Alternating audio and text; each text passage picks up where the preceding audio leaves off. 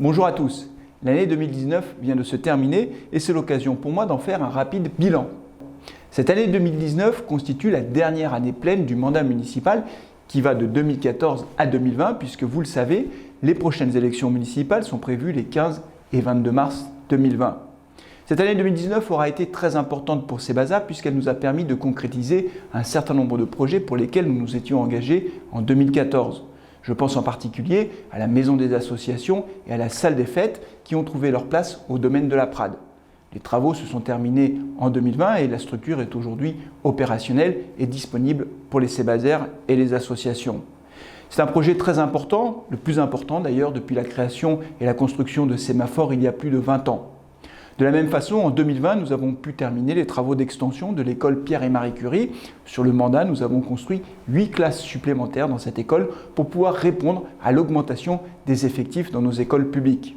Cette augmentation traduit là aussi l'évolution de la population municipale. Au 1er janvier 2020, nous avons 8700 habitants à Cebaza.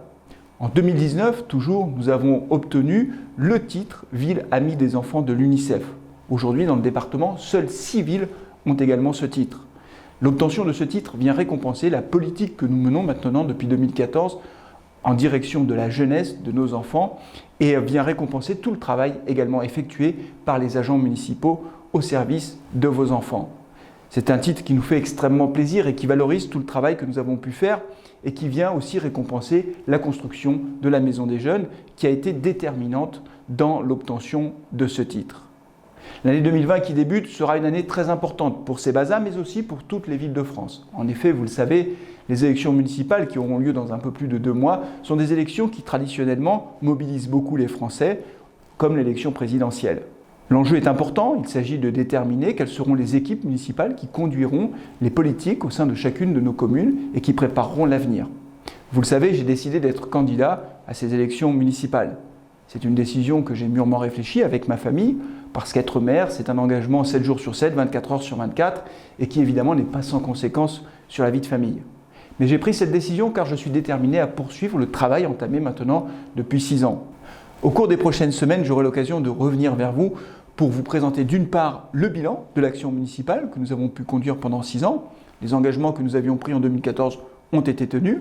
Vous présenter également l'équipe qui va m'accompagner pendant cette campagne et que je proposerai aux Cébazairs dans le cadre de ces élections. Et puis enfin, le nouveau projet, le projet que nous présenterons aux Cébazairs pour les 6 prochaines années.